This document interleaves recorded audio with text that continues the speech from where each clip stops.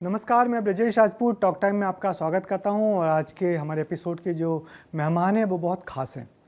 मैं आपका परिचय करवाता हूं। हमारे साथ हैं retired IAS officer OP Srivastava और उनकी धर्मपत्नी भारती जी। नमस्कार सर, हम आपकी इसलिए आपसे इंटरव्यू करने आए हैं क्योंकि आपने जो अभी हाल में जो नर्मदा यात्रा की है तो वो बहुत आसान तो होती नहीं है। तो हम जानना चाहते हैं कि जो नर्मदा यात्रा है उसने जो आपको कितना बदला। हम लोगों ने नर्मदा यात्रा दिसंबर में शुरू की थी और मई में हमारी पूरी हुई है, लगभग 5 माह में। जब हम नर्मदा जी के किनारे पैदल चलते हैं, परिक्रमा करते हैं, तो हम अलग अलग लोगों से हमारा इंटरेक्शन होता है। हम देखते हैं कि लोग कितने नर्मदा जी के प्रति भाव वाले हैं और वो हमारा किस तरह स्वागत करते हैं। स्वागत इस तरह, जैसे हम जब समाज में रहते हैं तो हम देखते हैं कि सब कुछ लेने और देने पे चलता है, शहरों में रहते हैं, लेकिन वहाँ हम जब चलते हैं तो देखते हैं कि लोग बगैर किसी अपेक्षा के आपको आश्रय देते हैं, भोजन देते हैं, आपका स्वागत करते हैं। तो एक कृतज्ञता का भाव पैदा होता है। हम लोग जब यात्रा करते हैं तो पैदल चलने में आपको बहुत लंबा समय लगता है, तो आपके अंदर धीरे धीरे धैर्य पैदा होता है। एक आश्रम आपको दिखता है, पास में दिखता है, लेकिन जाते जाते टाइम लग जाता है। जी। आप जब चलते हैं तो आपको ये पता नहीं होता कि आज दोपहर में हम कहाँ खाना खाएंगे, खाएंगे भी या नहीं खाएंगे, शाम को कहाँ सोएंगे, कैसी व्यवस्था होगी, टॉयलेट्स होंगे या नहीं होंगे। तो जीवन जब एक निश्चित ढर्रे से निकल के इस तरह अनिश्चितता के क्षेत्र में जाता है ना, तभी लोगों की स्पिरिचुअल डेवलपमेंट होता है। मैडम, आपसे जानना चाहते हैं कि यात्रा कुछ कठिन तो थी नहीं, नर्मदा के पथ के किनारे किनारे किनारे चलना, तो कैसे आपने फैसला किया कि आप भी साथ जाएंगी? हम लोगों का नर्मदा जी के किनारे किनारे रहते हुए सर्विस के दौरान काफ़ी समय निकला और उस समय हमने देखा कि बहुत लोग, जो लोगों की श्रद्धा है नर्मदा के किनारे की, और किस तरह से परिक्रमा करते हैं, किस तरह से कुछ लोग तो प्रतिदिन स्नान करने जाते हैं। तो ये सब देख के हम लोगों के मन में भी आया कि नर्मदा जी का इतना महत्व है तो हमें भी परिक्रमा करना चाहिए। तो ये करीब 15-16 साल पहले की बात है। फिर हम लोगों को दोनों के मन में ये था कि हम परिक्रमा करें, पर चूँकि सर्विस के दौरान इतनी लंबी छुट्टी तो ले नहीं सकते हैं और अगर पैदल पूरी यात्रा करते हैं तो 3500 किलोमीटर चलने में 4-5 महीने तो लगने ही थे। तो फिर हमने तय किया कि हम लोग जब सर्विस से रिटायर होंगे तो हम परिक्रमा करेंगे। और जब ये फरवरी में रिटायर हुए तो हमने वीआरएस लिया और फिर हम लोग दोनों साथ में ही परिक्रमा के लिए निकले। मगर जैसा कि हम जानते हैं कि नर्मदा के किनारे कोई सीधा सीधा रोड या रास्ता तो है नहीं है, किनारे किनारे तट पे ही चलना है, कीचड़ है, कांटे हैं। तो उस सब परिस्थितियों से निपटने के लिए आपने कैसे तैयारी की थी? तैयारी तो कोई ख़ास नहीं, बस मन में दृढ़ संकल्प किया था और ये था कि चलना है बस नर्मदा जी के साथ, और बस मन में ये भाव था कि माँ हैं वो और हमें कोई भी कष्ट उनके साथ चलने में नहीं होगा। तो इस तरह से एक विश्वास, श्रद्धा, उसके भाव के साथ हमने परिक्रमा शुरू की थी। तो साइ बगल में जो खेत हैं, खेत में गीली मिट्टी है, कीचड़ है, कहीं कंकड़ पत्थर हैं, वहाँ भी चलते समय बस यही भाव रहा कि माँ एक हमें देख रही हैं लगातार और हमारी हर समय उनसे एक ऊर्जा मिलती रही और हम चलते रहे। सर, आप बताइए किस तरीके से ये तमाम चीज़ें थी। आप माने आप दोनों लोगों सर्विस में रहे हैं, आप भी बड़े ऑफिसर रहे हैं, मैडम भी गवर्नमेंट जॉब किया है। तो जब वहाँ पहुँचते हैं आप, है ना, वहाँ तो कोई आपको जानता पहचानता नहीं है, आप आम व्यक्ति हैं जैसे और परिक्रमा करने वाले परिक्रमा हो। तो उस जिंक्स को तोड़ना कितना मुश्किल होता है कि आपने ज़िंदगी जी हुई है, आप आईएएस ऑफिसर रहे हैं, बड़े पदों पे रहे हैं, और फिर उसके बाद एक आम व्यक्ति के जैसे आप बिना पहचान बताए निकल पड़ते हैं। तो ये जो मनोविज्ञान है, जो कई दफ़ा लोगों को धक्का लगता है या बुरा लगता है कि मैं तो ये रहा हूँ, तो उस सब से कैसे उबर पाए आप? देखो, उबर पाने का हमारा लक्ष्य ही उबरना था। इस यात्रा का उद्देश्य अहंकार को तोड़ना। होता क्या है, हम लोग अधिकारी हैं। जिस दिन हम रिटायर्ड हो जाते हैं वो अधिकार हमारा समाप्त हो जाता है, तो अधिकारी हम समाप्त हो जाते हैं। पर हम लोग उसी अपने भूतकाल में जीते रहते हैं कि अरे भाई हमको नमस्कार करते थे लोग, तो आज भी करें। और यही लोगों को कष्ट देता है हमेशा, रिटायर्ड ऑफिसर को। केवल ऑफिसर को नहीं, हर किसी को। किसी भी फील्ड में आप होंगे, फील्ड बदलेगा, आप उससे बाहर जाएंगे और आपको बुरा लगेगा पुराना। तो ये यात्रा हमको ये बताती है कि उस अहंकार को तोड़ना है। तो कैसे टूटता है? जैसे हम लोग चले तो हम लोगों ने संकल्प लिया, और सभी जो यात्री होते हैं वो संकल्प लेते हैं, मैं अपने ऊपर कोई पैसा खर्च नहीं करेंगे। हम लोग जो मिलेगा हम लोग उसको स्वीकार करेंगे। हम किसी से कुछ मांगेंगे नहीं, जब कोई देगा तो हम ले लेंगे। तो जब हम लोग चले तो आश्रम में पहुँचे। आश्रम में खाना है तो आप अपनी थाली लेके जाते हैं, लाइन में लग के खाना खाते हैं। जब तक नहीं मिलता है तब तक आप बैठ के रामधुन गाते हैं, आप सबके साथ बैठते हैं। फिर शाम का समय होता है, आप किसी कमरे में सोते हैं, तो यहाँ तो हमारा बेडरूम अलग है, हमारा बाथरूम अलग है। वहाँ 25 बाबा लोग सो रहे हैं, 2-4 मैया सो रही हैं, उनके बीच में भी आप सोते हो। तो आपका जो अहंकार होता है कि मैं कुछ हूँ, अपने आप खत्म होना शुरू हो जाता है, और आध्यात्म के लिए ये सबसे ज़्यादा आवश्यक है। कई बार ऐसा होता है कि नर्मदा परिक्रमा वासी पे हम लोग जो अपने वस्त्र पहन के चलते हैं, तो दाढ़ी बढ़ जाती है, चेहरा बदल जाता है, धूप में चलने से काले हो जाते हैं। तो लोगों को ऐसा लगता है कि पता नहीं ये परिक्रमा वासी भी है कि कोई भिखारी है। हम लोग के साथ एक घटना हुई। हम लोग मंडला में थे, तो सोशल मीडिया से कोई बहुत बड़े व्यक्ति थे, वो परिचित थे। नाम तो नहीं कहना चाहिए क्योंकि उनको ठीक नहीं लगेगा। तो उन्होंने मुझसे कहा कि हमारा शोरूम है, आप हमारे शोरूम पे आइए। तो वैसे तो हम लोग जाते नहीं थे, पर रास्ते में पड़ रहा था, उन्होंने बड़ा आग्रह किया, तो हमने कहा चलो फिर शोरूम पे चले जाएंगे। तो हम दोनों निकले, दोपहर का 12 बजा था, उनका शोरूम थोड़ा अंदर था, हम चले गए। और हुआ ये कि जब हम पहुंचे तो वो शोरूम में वो सज्जन खुद नहीं थे, और उन्होंने बड़ा आग्रह किया था कि नहीं आप तो आओ। क्या होता है कि जो हम लोग मैया को लिए रहते हैं, साथ में जल लेते हैं, तो लोग मानते हैं कि अगर परिक्रमावासी हमारे घर आता है तो साक्षात नर्मदा मैया आती हैं, और उसको बड़ा शुभ माना जाता है। तो हम लोग जब वहाँ पहुँचे, तो मैं जैसे ही हम लोग शोरूम की सीढ़ी चढ़ने लगे, तो हम लोग लाठी हाथ में थी, तो उनका जो पिता था उसने बुरी तरह हम लोग को दुत्कार के भगाया, भाग यहाँ से, भाग यहाँ से। तो पहले तो हमें समझ में नहीं आया कि ये क्या हो गया, एकदम झटका लगा। हम तो स्वागत की उम्मीद से आए थे, इतने आग्रह से बुलाया गया है। हाँ, हम लोगों ने दूसरी बार कोशिश की तो उसने फिर कहा कि नहीं, हम कुछ नहीं सुन रहा, तुम निकलो यहाँ से, बाहर निकलो। फिर मेरी समझ में आया कि ये जो है, ऐसा लगा कि मैया ये कह रही कि हाँ अब तुम देखो तुम्हारा अहंकार कितना टूटा है, तुम अपने आप से खुद अपने आप को अनुभूत करो कि तुम क्या रिएक्शन करते हो। तो हम लोग चुपचाप वहाँ से वापस लौट के अपने रास्ते पे चले गए। ऐसी घटनाएं होती हैं छोटी छोटी सी, आपको खाना मांगना है। कई बार ऐसा होता है कि लोग रास्ते में रोकते हैं, किसी ने 10 रुपये दे दिए, बाबा चाय पी लेना 10 रुपये का। किसी ने 2 केले दे दिए, केले वाले ने। एक सब्जी वाला जा रहा था, उसने रुक के एक ककड़ी दे दी कि लो खा लो, ले तुम लोग इसको। तो मतलब इस तरह से जो भिक्षा देते हैं लोग जगह जगह, उससे आपका ये अहंकार टूटता है कि आपके पास पैसा है, आपके पास सब कुछ है, लेकिन इसके बाद भी एक जीवन है ऐसा जिसको जी के देखना है हमें। क्या बात है। तो ये यात्रा बदलती है अपने आप को, सिखाती है आपको कि आपका अहंकार कुछ नहीं, आप एक आम व्यक्ति हैं और उन सुविधाओं से दूर हट के चलना है। मगर मैडम मैं ये जानना चाहता हूँ कि वहाँ दिनचर्या क्या रहती थी, कैसे चलते हैं, कैसे शेड्यूल करते हैं, कब जाना होता है, क्योंकि वो तो अनंत यात्रा है, लंबी। हम लोग सामान्य रूप से जो परिक्रमा शुरू होती है वो देवउठनी 11 से शुरू होती है। तो उस समय परिक्रमा प्रारंभ करते हैं। हमने दिसंबर में शुरू की थी। तो साथ में नर्मदा जी का जल लेकर चलते हैं। प्रतिदिन सुबह उठकर नहा धोकर और फिर नर्मदा जल का पूजन आरती करते हैं, और उसके बाद फिर चलना प्रारंभ करते हैं। तो जहाँ आश्रम में रुकते हैं, कई बार तो वहाँ आश्रम में सुबह चाय वगैरह मिल जाती है, कई बार नहीं मिलती है। फिर चलते हैं तो रास्ते में कई जगह लोग अपने घर बुलाकर चाय वगैरह देते हैं। कई मतलब बीच में कुछ भी भोजन पानी के लिए भी लोग रोक लेते हैं, और नहीं तो फिर अगला जो स्टॉप होता है जब भी 2-3 घंटे बाद, तो वहाँ भी आश्रम होगा, वहाँ रुकते हैं भोजन के समय 12-1 बजे। कहीं हर आश्रम का अलग अलग समय होता है, कोई 12 से 2 भोजन रखता है, कोई 11 बजे, कोई 9 बजे। मतलब अगर हम उनके आश्रम के भोजन के समय पहुँच गए तो हमें भोजन मिलेगा। और कई बार ऐसा होता है कि कुछ आश्रम ऐसे रहते हैं कि उनका समय ख़त्म हुआ तो फिर भोजन भी नहीं देते हैं।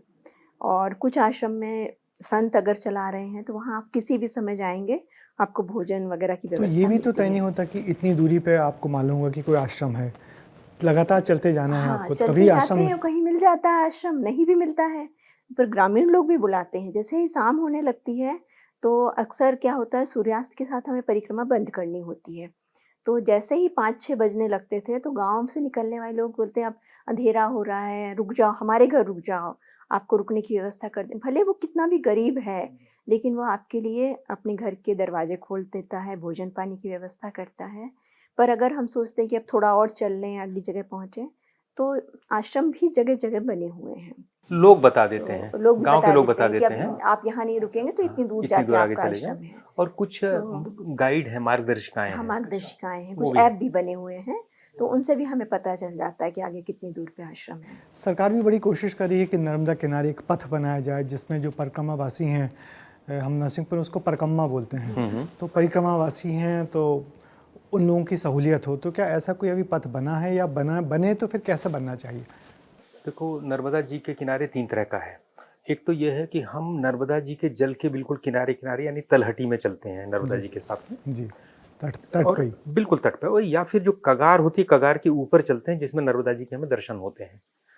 दूसरा ये होता है कि जो उसके तो क्या लगातार दर्शन होते रहना चाहिए? ये ऐसा ऐसा है? ऐसा संभव नहीं है, संभव नहीं, संभव बिल्कुल। नहीं है ऐसा। जी, जी। लेकिन जितना ज़्यादा से ज़्यादा हो उतना होना चाहिए, हुँ, तभी परिक्रमा का महत्व है, जी, जी। तभी अच्छा लगता है। दूसरा ये होता है जो उसके पास में गाँव हैं, तो गाँव से गाँव को जो कनेक्ट करने वाली ग्रामीण सड़कें हैं, उनसे चलते हैं लोग। तो वो सड़कें कई बार किनारे भी आ जाती हैं और कई बार किनारे से 2-2 3-3 किलोमीटर दूर हो जाती हैं। अच्छा, अच्छा। और तीसरा तरीका होता है जो हाईवे से चलते हैं, तो हाईवे तो 25 किलोमीटर भी दूर होता है और 40 किलोमीटर दूर भी होता है, तो ये 3 तरीके के हैं। तो जो शुद्ध परिक्रमा है वो तो किनारे वाली है पूरी तरह से। सरकार जो काम कर रही है वो क्या कर रही है कि जो गाँव से गाँव को जोड़ने वाली सड़कें हैं उनकी कनेक्टिविटी बनाती चली जा रही है। पर मुझे ऐसा लगता है कि कनेक्टिविटी बनाने से और सब करने से ठीक है, वो गाँव के लिए सुविधा देना आवश्यक है, पर नर्मदा परिक्रमावासी तपस्या करने जाता है, आराम करने नहीं जाता। उसको चाहिए कि उसको जो किनारे वाला मार्ग है, उसमें जो हमें सबसे बड़ी परेशानी आती थी, हम नर्मदा जी के किनारे-किनारे चले गए, कोई ये बताने तैयार नहीं होता है कि आगे आपको ये मार्ग मिलेगा या नहीं मिलेगा। पानी किनारे पे आ जाएगा, कीचड़ आ जाएगा, जंगल आ जाएगा। तो अगर सरकार स्थानीय पंचायतों के माध्यम से केवल साइनेज लगा दे कि नर्मदा परिक्रमावासी किनारे जाना चाहता है, तो ये साइनेज लगा है, यहाँ से 1 किलोमीटर नर्मदा किनारे आप जा सकते हो। इसके बाद अगर मान लीजिए पानी आ गया, तो लगा दिया कि भाई आप 1 किलोमीटर ऊपर जाओ, इसके बाद फिर आप नीचे आ जाना। सो निकटतम रास्ते की अगर साइनेज लगा दें तो सबसे बड़ा काम हो। दूसरा, गाँव के लोगों ने कई जगह क्या किया है कि जो पत्थर बिखरे रहते हैं नर्मदा जी के किनारे, उनको चूने से पोत दिया 50-50 फीट के ऊपर। उससे पता चल जाता है कि हमें ऐसे जाना है। जैसे जब हम लोग मंडला में थे, तो एक लिंगा घाट है। वहाँ पे इतने बड़े-बड़े बोल्डर हैं, 3-3 साढ़े 3-3 फीट के ऊँचे, और 1 किलोमीटर में बिछे हुए हैं और आधा किलोमीटर चौड़ाई है। अब उसमें ये समझ में नहीं आता कि मैं कहाँ से आगे चलूँ कि आगे निकल जाऊँ, कई जगह पेड़ भी आ जाते हैं। तो ऐसी जगह पे केवल उसको पत्थरों को अगर रंग देना, कोई पैसा खर्च नहीं होगा। दूसरा, ग्रामीणों ने कई जगह जो पेड़ और झाड़ियाँ लगी रहती हैं, उसमें झंडियाँ बाँध दी हैं। अच्छा। जैसे माता की चुनरी होती है ना, हुँ। ऐसे फाड़-फाड़ के फीते बाँध दिए, जंगलों में बाँध दिए। तो जब वहाँ से निकलते हैं तो बहुत ताकत आ जाती है कि हम जंगल में सही जा रहे हैं, देखो ये झंडी लगी हुई है। इसको अगर मिल के और पंचायतों के माध्यम से बड़े पैमाने पर कर दिया जाए तो काफ़ी बड़ा काम हो जाएगा।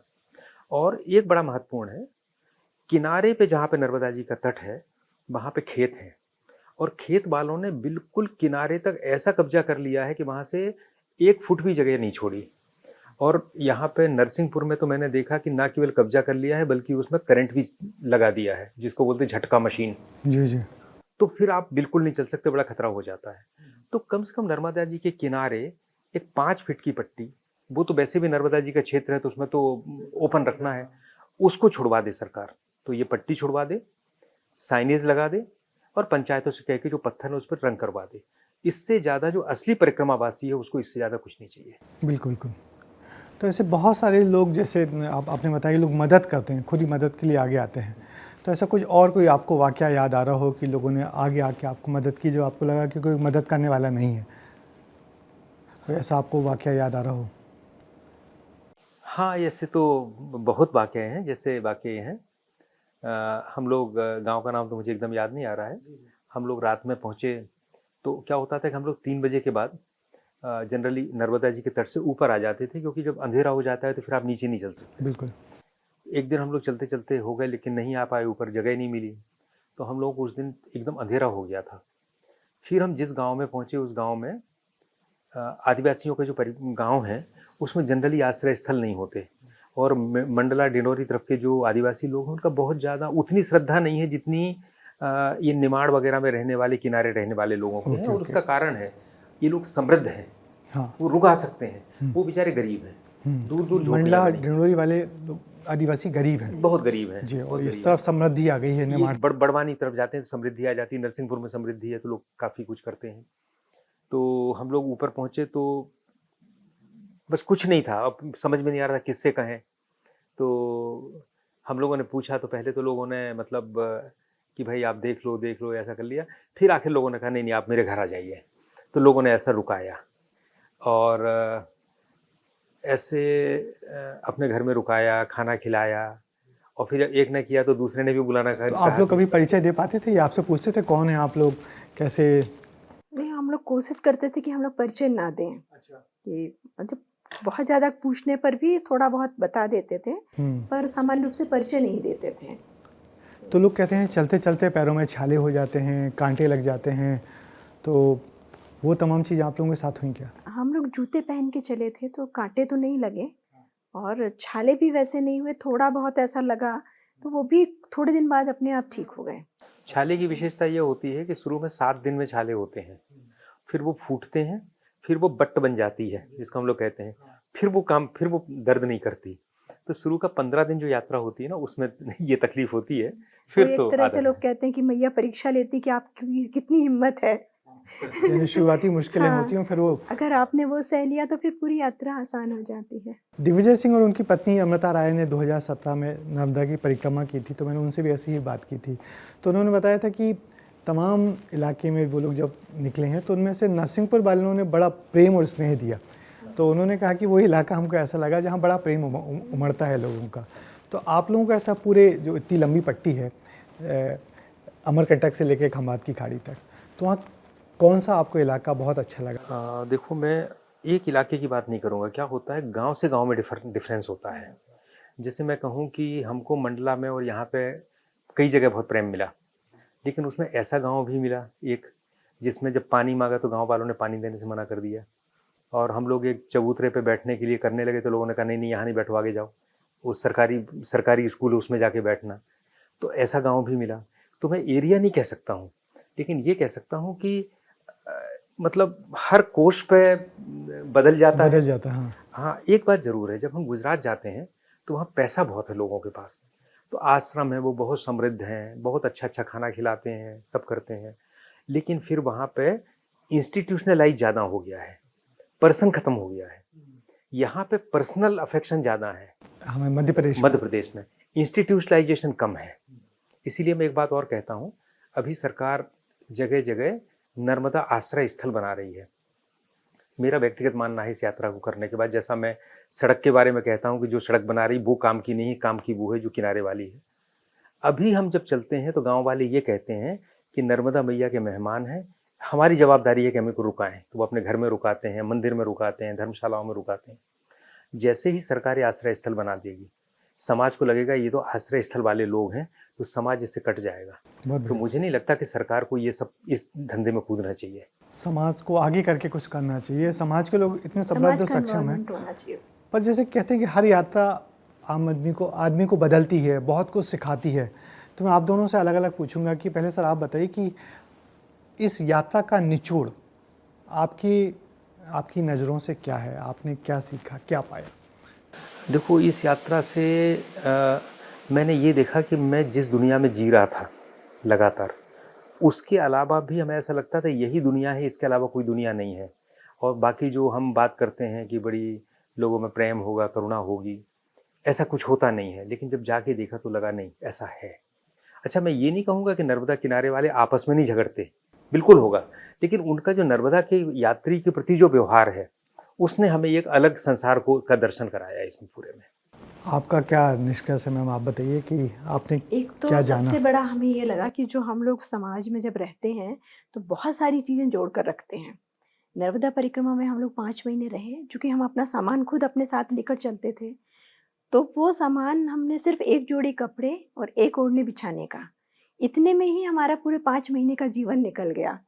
तो मतलब एक तरह से अपरिग्रह है, किसी चीज़ को जोड़ के रखना व्यर्थ है, जीवन के लिए आवश्यकता केवल 1 बैग ही है, उतना ही सफिशिएंट है। तो आप लोगों ने जब ये यात्रा शुरू की होगी तो या विचार किया होगा, फिर लोगों ने आपको, आपके करीबी लोगों ने बीच में भी जाके कभी देखा होगा, तो उन्हें कहा तो होगा कि आप सब लोग ये क्या कर रहे हैं? रोका होगा आपको, आपके करीबी लोगों ने, आपके परिवार के लोगों ने, क्या ऐसा हुआ? नहीं, ईश्वर की कृपा से हमारे परिवार के लोग, बच्चों ने भी काफ़ी सपोर्ट किया। बीच में आए तो उनको पता था कि इन लोगों को क्या चाहिए है, तो वैसे थोड़ा-बहुत सामान खाने पे, क्योंकि हम लोग कहीं माँग नहीं रहे थे, तो उनको लगा कि जैसे बच्चों ने कहा कि प्रोटीन पाउडर, तो कहीं ऐसी चीज़ें लाकर दी हमको कि अब आप लोग इसको यूज़ करो, मतलब एकदम कमज़ोरी नहीं होना चाहिए। तो बच्चों ने काफ़ी सपोर्ट किया। उसका कारण एक और था कि चूंकि हम लोगों का ये 15-20 साल से संकल्प था, अच्छा। तो बच्चे बड़े होते होते लगातार ही सुनते आ रहे थे कि मम्मी पापा को तो जाना ही जाना है। तो वो एक्सेप्ट हो गई थी वो वो चीज़ चीज़ें विरोध करने उनके की लिए स्थिति नहीं बची थी। अचानक नहीं था, उनके लिए कोई हाँ। शौक नहीं था ये। अच्छा, आप दोनों लोगों ने, मुझे मालूम है कि आप दोनों ने मानसरोवर की भी यात्रा की है, उस पर एक अच्छी किताब भी लिखी है। तो उस यात्रा को देखें और इस यात्रा को देखें तो क्या फ़र्क दिखता है? दो चीज़ें हैं। वो यात्रा एक तो छोटी थी, वो मानसरोवर करीब यात्रा। 1 माह की थी। दूसरा, उसमें सरकार के द्वारा सारा रुकने की व्यवस्था थी, खाने पीने की व्यवस्था थी, वो सब होता था। इसमें ये सब नहीं, ये अनिश्चित यात्रा है, आपको कुछ पता नहीं है। दूसरा, ये लंबी यात्रा है, 5 माह 6 माह की यात्रा है। उस यात्रा में पब्लिक से उतना इंटरेक्शन नहीं होता है जितना इसमें होता है। उस यात्रा में खतरे बहुत हैं। मानसरोवर में बहुत हजारों फीट गहरी खाइयाँ हैं, सैकड़ों फीट गहरी खाइयाँ हैं, जाते हैं जिससे।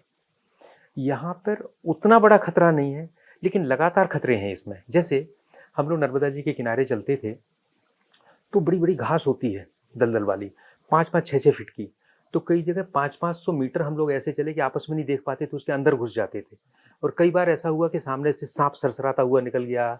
ऐसा 2-3 बार हुआ। एक बार हुआ कि खूब बड़ा अजगर सामने बैठा हुआ है, हम चले जा रहे। एक बार ऐसा हुआ कि हम चले गए तो सामने देखा तो बहुत बड़ा मगर लेटा हुआ है, हमें देख के वो धम से कूद गया नर्मदा जी में। तो देखें तो वहाँ बड़े खतरे थे पर कम समय के लिए थे, यहाँ छोटे छोटे खतरे थे पर बहुत लंबे समय के लिए थे। तीसरा, हिमालय में जो कैलाश मानसरोवर है वो बहुत बड़ा एनर्जी का क्षेत्र है। जब आप जाते हैं तो आप बिल्कुल रोमांचित हो जाते हैं वहाँ जाके, आपको एक अलग एनर्जी फील होती है। यहाँ पर एनर्जी का केंद्र कोई एक नहीं है, पूरा 1600 किलोमीटर ही पूरा एनर्जी का केंद्र है, 1600 जाना और 1600 आना। तो आप एक निरंतर एक उस भाव में आप्लावित रहते हैं 5 महीने तक। तो दोनों का ये मैं तुलना कर सकता हूँ थोड़ा जी, थोड़ा। नहीं, निश्चित ही। और आपने तो मानसरोवर यात्रा पे किताब लिखी है, आप दोनों लोग गए थे, तो इस पे ये जो आपकी लंबी 5 महीने की लंबी यात्रा थी नर्मदा परिक्रमा, इस पे आपने क्या प्लान किया, कुछ लिख रहे हैं क्या? हाँ, हम दोनों लिख रहे हैं इसमें। और अभी तक नर्मदा जी की यात्रा को जिन अलग अलग दृष्टिकोणों से लोगों ने देखा है, माननीय बेगड़ जी ने लिखा है सौंदर्य की नदी नर्मदा, लोगों ने अपने यात्रा विवरण लिखे हैं।